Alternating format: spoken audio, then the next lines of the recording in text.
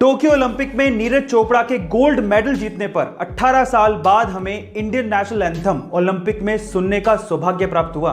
लेकिन सवाल यह है कि नेशनल एंथम की शुरुआत सबसे पहले किसने की? चलिए मैं आपको बताता हूं। सबसे पहले नेशनल एंथम की शुरुआत करने वाला देश था जापान। लेकिन मैं आपकी जानकारी के लिए आपको बता दूं कि ग्रीस ऐसा देश है जिसका नेशनल एंथम सबसे लंबा है। युगांडा ऐसा देश है जिसका नेशनल एंथम सबसे छोटा है। लेकिन साइप्रस ऐसा देश है जिसका नेशनल एंथम है ही नहीं। पर इंडिया, इसका नेशनल एंथम सबसे निराला है। गाइस, आपको इंफॉर्मेशन कैसे लगी कमेंट सेक्शन में जरूर लिखिएगा और ऐसे अमेजिंग वीडियोस के लिए शेयर, सब्सक्राइब एंड लाइक। मिलता है अगली वीडियो में।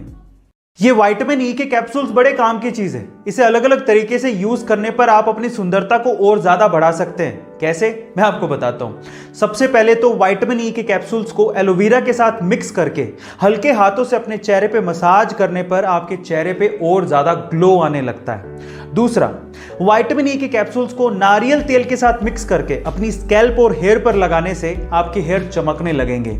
और तीसरा, विटामिन ई के कैप्सूल्स को बादाम के तेल के साथ मिक्स करके अगर आप अपनी आंखों के नीचे लगाते हैं तो डार्क सर्किल चले जाएंगे थोड़ी दिनों में। गाइस, आपको ये हेल्थ टिप कैसे लगी कमेंट सेक्शन में जरूर लिखिएगा और ऐसे अमेजिंग वीडियोस के लिए शेयर, सब्सक्राइब एंड लाइक। मिलता है अगली वीडियो में। हम लोग भावात्मक तरीके से कई बार इंग्लिश को गलत बोलते हैं। कैसे? मैं आपको एग्जांपल के साथ बताता हूं। जैसे कि अगर किसी की शादी की सालगिरह है तो उसे मैरिज एनिवर्सरी नहीं कहते, उसे वेडिंग एनिवर्सरी कहते हैं। इसी तरह से अगर आप किसी चीज को फिर से इस्तेमाल कर रहे हो तो उसे सेकंड हैंड नहीं कहते, उसे यूज्ड कहते हैं। इसी तरह से अगर कोई मर जाता है तो उसे डाइड नहीं कहते, उसे पास्ड अवे कहते हैं।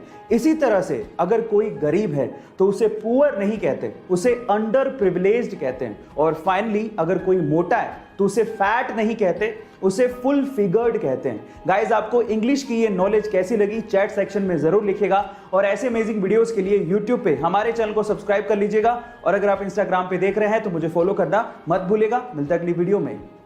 गाइस, कुछ खाने पीने की चीजों को लेके काफी ज्यादा मिथ है। चलिए आज उसके बारे में बात करते हैं। सबसे पहला, ऐसा आपने बार बार सुना होगा कि हर दिन एक सेब खाने से आप डॉक्टर से दूर रहेंगे, लेकिन ऐसा नहीं है। सेब खाने से आपको विटामिन सी और फाइबर की पूर्ति जरूर हो सकती है, लेकिन इसके अलावा भी बहुत सारे न्यूट्रिशंस आपकी बॉडी को चाहिए रहते हैं जो कि सेब में नहीं होते। तो सेब अकेला इसकी पूर्ति नहीं कर सकता। दूसरा, ऐसा कहा जाता है कि बरसात में अगर आप दही खाते हैं तो आप बीमार पड़ सकते हैं, लेकिन यह भी गलत है। दही में ऐसे बैक्टीरियाज होते हैं जो कि आपके गट की इम्यूनिटी को बढ़ाता है और आपके डाइजेशन सिस्टम को ठीक करता है, इसलिए यह भी एक मिथ ही है। गाइस, आपको दोनों फैक्ट कैसे लगे कमेंट सेक्शन में जरूर लिखिएगा और ऐसे अमेजिंग हेल्थ वीडियोस के लिए शेयर, सब्सक्राइब एंड लाइक। मिलते हैं अगली वीडियो में।